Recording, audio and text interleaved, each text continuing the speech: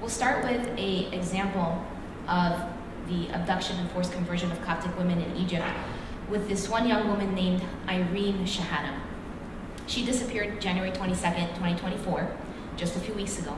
She's 21 years old, and she disappeared during her midterm exams. She's in medical school, was in medical school. After she was abducted, she was able to make a brief call to her family, asking for help, crying, when the call abruptly ended, when her captor grabbed the phone and said to her brother, "Now you can all go to hell."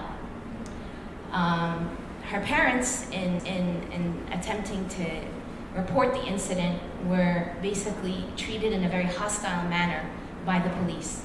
Now we'll talk about the government's reaction. The police were very hostile to her family. They gave them the runaround, had them running around all over the country, her father and her brother. State security eventually told her, "Don't bother." She ran away. She converted to Islam, which means they know where she is. The government quickly changed her ID to Muslim. The government forced her family to shut down the Facebook account that was created to help find her. And her family was also threatened by state security to stop publicizing her disappearance.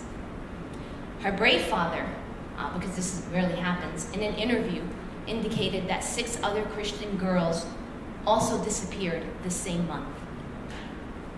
We pray for his safety, because for him to be speaking out really takes a lot of courage while he's in the middle of the fire. This process of kidnapping and forcing Christian women to convert to Islam in Egypt is used to strip Christian females of their identities and their future. And it's repeated over and over again, all over the country. Coptic Solidarity investigated just 12 of those cases last year, 10 of which were returned and 2 still remain missing.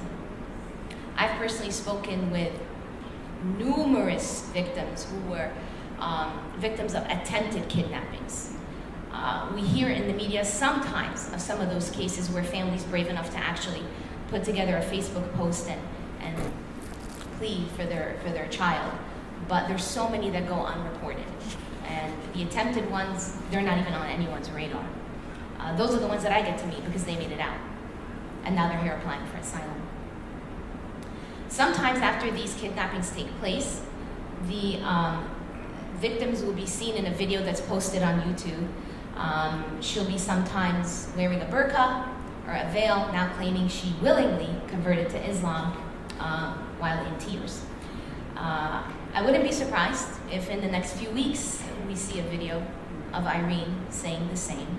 This tends to happen in cases that are highly publicized, where the female appears in a video saying, "I did this on my own," with tears in her eyes. How's all this possible? The government makes this possible. In all cases, no arrests, no prosecutions of the perpetrators of these crimes. All. So what does that translate to? No justice, no protection for the victims. And in many of these cases, adding to the crime, the government officials threaten the families to keep quiet. And in many of the cases, they issue new ID cards. So that means they are facilitating the conversion to Islam, which makes it also impossible to track these crimes because no police reports are issued, no information is provided, and the victims are forced to stay quiet. Irene is one of so many Coptic women that is held in captivity with the complicity of the Egyptian government. The Egyptian government needs to be held accountable for its role in these crimes of violence that are committed against Christian women. The trafficking and forced conversion of Christian girls and women is a religious cleansing of Christianity in Egypt. What we need to do, what needs to happen, police have to treat these abductions as crimes. They have to stop threatening and intimidating and distracting the family members of the victims. The government officials have to stop issuing ID cards with Islam as the new religion without a proper process in place to ensure the willingness of this conversion. Make no mistake, this is a two-part crime. The actual abduction, and then the government's role in furtherance of the abduction. Formalizing the conversion and deterring the family from finding the victim is the second half of this crime. Rape, kidnapping, and forced conversion is a tool Islamists use in the religious cleansing of Christians in Egypt. And the efficacy of this tool relies on the government's role. The government completes this crime, and they need to be equally held accountable for their role in the forced conversion of Christian women and girls in Egypt.